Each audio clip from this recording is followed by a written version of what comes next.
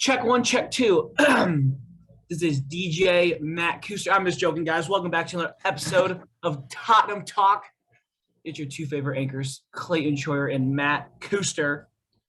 Coming back with another weekly roundup covering the Brentford game. And the last but not least, Clay, what is it? Norwich City. So a 2-0 win and a 3-0 win. Not too bad results. 6 points. Only a couple points off top four now. Seems to be that our sorrows are ending. But as a Spurs fan, you always got to be careful. You can't get too excited. But I will say I'm loving the positive energy on Twitter right now. I'm loving the positive energy. But today, before we hop into that, today we're going to talk about Brentford game, our thoughts, Norwich game, our thoughts, and then to finish it out, I think we're going to talk about the impact Conte has had and which players are standing out. I know I've got my guy that I want to talk about, and I know you know who that is. So here we go. Let's talk about it. And the thing is, Matt, I'm not alone in that. So you guys got to stick around till that to so you can hear who I think who has reaped the rewards of Conte the most out of anyone on the team so far. So Brentford, let's hop into it. I thought Davies got the goal. Apparently he didn't, but he still put great pressure on for that goal, that own goal. They might have given it to him. I'm not sure. But, I think the biggest thing I want to talk about here was we had a great start to the game. I think a lot of times we struggle with the beginning of the game, and then second half we come out and we finish it or whatever. But, we actually had a good start for once. And that was huge. And that brought us momentum, and it brought us consistency, you know what I mean, for the rest of the game. And then getting that goal was huge. But also I want to talk about Kane. He'll be a big topic today, in all honesty, because we are 2 points off top four right now? No, we have 22 points. No, 23 points. No, 25 points. 25 points. Yep. Because we win, we'll have 28 points. And then that puts us off. No, we'll be in top four with 28 points. Yeah, so we're 2 points off top four with a game in hand, right? Yeah, we game in hand. That's what it was. And Harry Kane has only scored one goal this season. So that's first of all kind of a big issue, because why is Harry Kane not scoring? But also it's huge that we can do that without having to rely on our typical talisman. So Matt, let's have it off. What were your thoughts of the Brentford game? Honestly, I thought it was completely domination of the players, but I thought Conte just outcoached Brentford. I don't know I forget his name, but not important. I just thought it was just Brentford's a decent team, but I mean, you give Conte that game 9 out of 10 times, he's winning it. 10 out of 10 times, he's winning it. So I was just more apprehensive about how our players are going to come out, because we know how Conte wants to execute it potentially. But we don't know if our players are, capable of doing that, because we've seen in the past that they're not, Right. So I was more anticipating that, and we came out strong and kept a clean sheet, 2 good goals.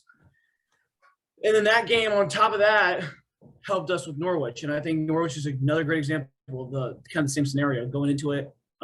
Yes, their manager's new. I forget his name. Yeah, I forget his name too. Oh, Aston Villa's manager. I forget his name. I'm blanking on managers right now. Anyways, so that was another situation, another game that I thought was fairly similar. And I'm excited how obviously both of them turned out with 2 great clean sheets and 5, overall goals. But I think both games were complete just domination from a tactical standpoint, to be honest with you, rather than.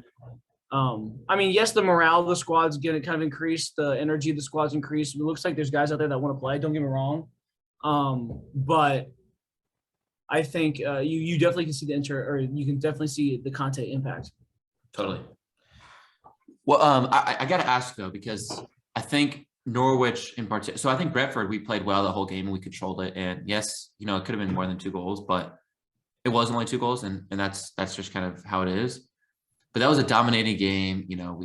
I thought we clearly deserved that win. But I think Norwich had the better of us at certain times in the match yesterday. What does it say to you that, I think for me personally, it's huge that we weren't dominating necessarily the entire game. I think that was our game, yes, and we kind of had it under control, but there were definitely times where I thought Norwich might score. They missed a couple sitters. Josh They Sargent. did. You're not wrong. They did. And, you But- got to take into account, though, how they didn't finish their chances. Simple as that, Yeah, but my point is Um, that we were still able to. It may not have been our day. Like, to me, we just looked really tired. So we were super like, tired, but we're was still gonna agree able to with come you. out with it. You know. Yeah. We were given the chances that we were given might not have been the best, but we capitalized on them.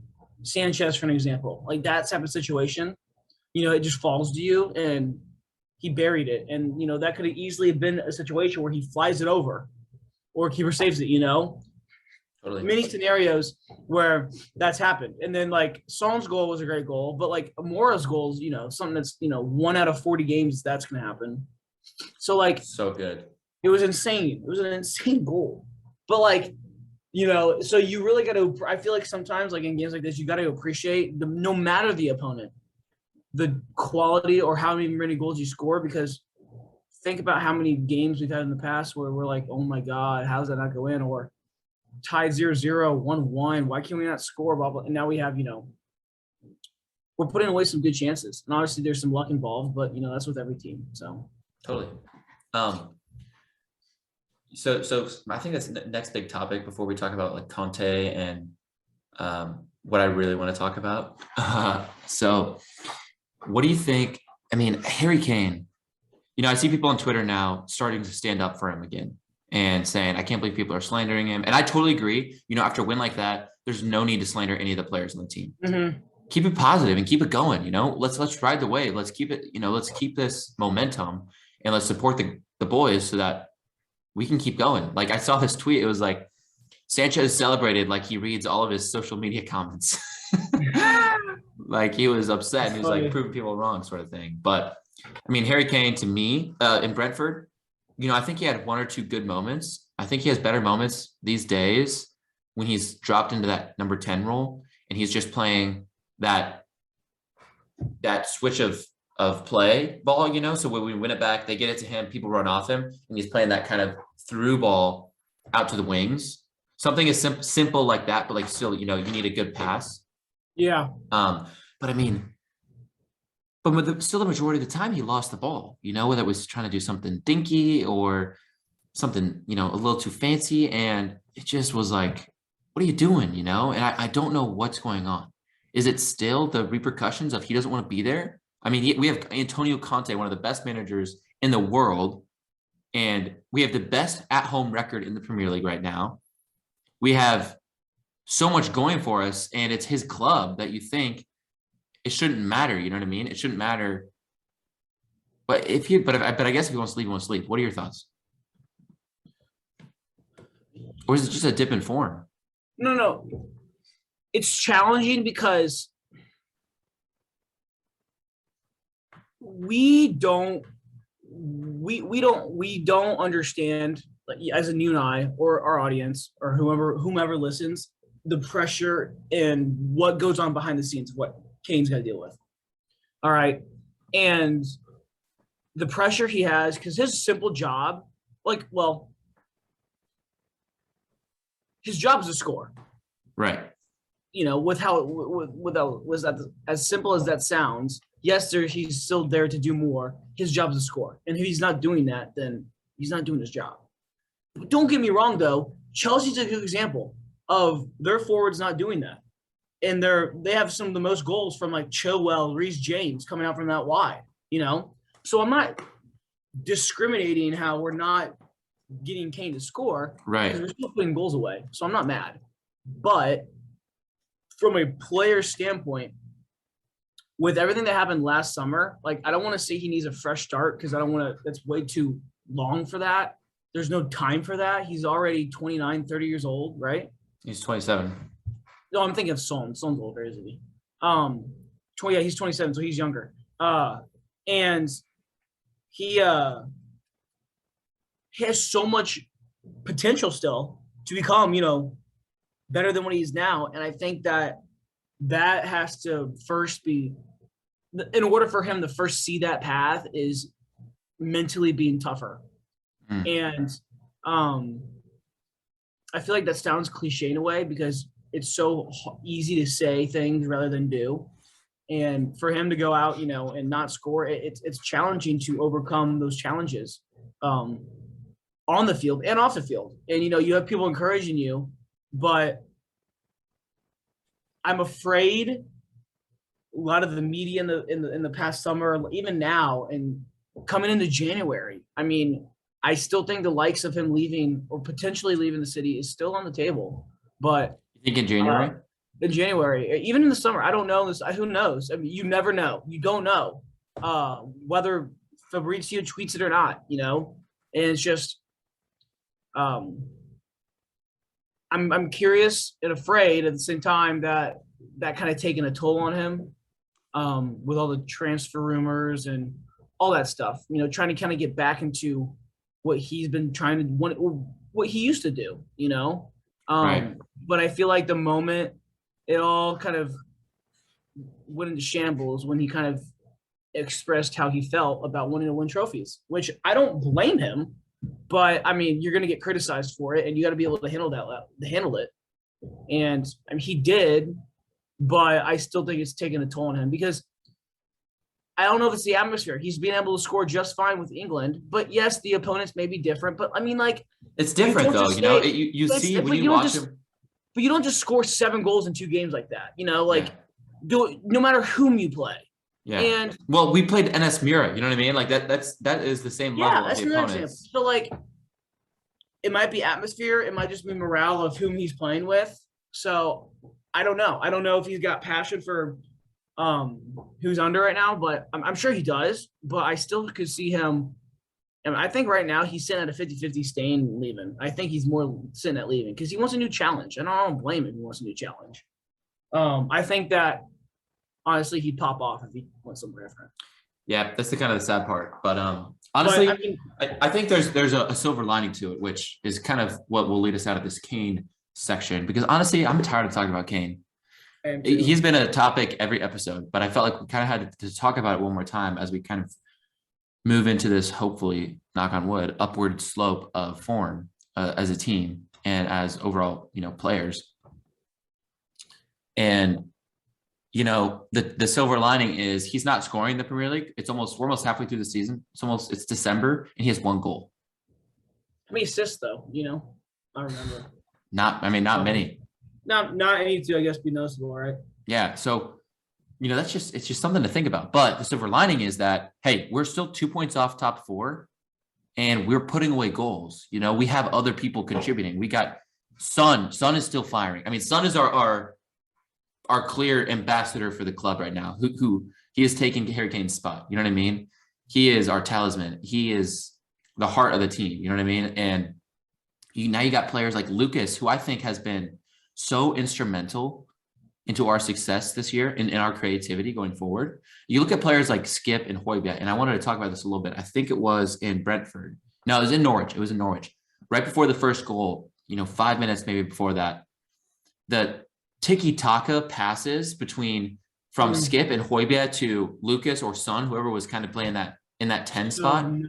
It was so good, and it was so clean and concise and creative. And I think right now we don't even need Kane, and careful saying that because that's not what I mean by that. But it's not the end of the world is what I mean, and it's not the Harry Kane team anymore. It's just not. It's Conte's team. And I'm super excited to see how we keep progressing like this because there's another player who's adding so much more from defense too. And I don't know why I've had this. I'm not alone now. That's the thing. So let's get into that. I want this to be a little more fun. So, all right, Matt. Antonio Conte has been here for a few weeks now, maybe a month or so, I think. And you always have this sort of new manager bounce, new managers or players, some players reap the rewards of new managers more than others, right? I mean, with Jose, I think Harry Kane and Son, they turned into gods and it was pretty crazy. So, but a lot of other players, Dele Alli, decided they were done. It was over. So, so let's look at Antonio Conte. Who for you has had the biggest impact? Like who has been, oh my gosh, you know what? Like I think this person has grown the most since Conte's gotten here. And why? Well, because I think there's a couple players we could name. I really do. Yeah. Going into it, I had a feeling that our our wing backs are going to be utilized way more than how we did. So Reggie has been someone that stood out to me in his term of getting forward and how the switch of play is so on all the time under Conte. It's crazy. But I'm more impressed on how we win the ball back, and sometimes like how defensive Son can get sometimes, which is fantastic.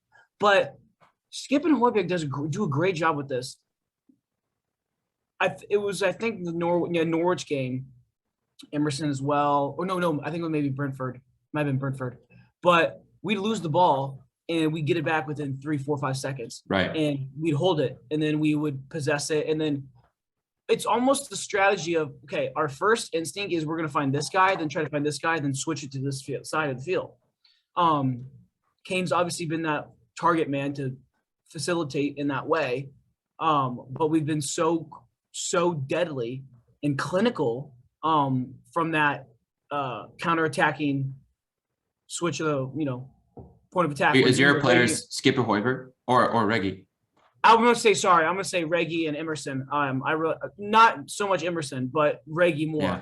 And I think the cool thing is we talked about Reggie doing well offensively. He always does, but kind of struggling defensively. He's going to see, that's the thing is he's got now a couple assists and a goal under Conte.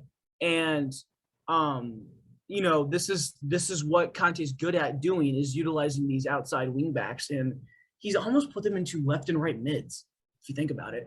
Oh, I mean, same thing. But like, I want to see more out of our midfield. Emerson. Well, okay.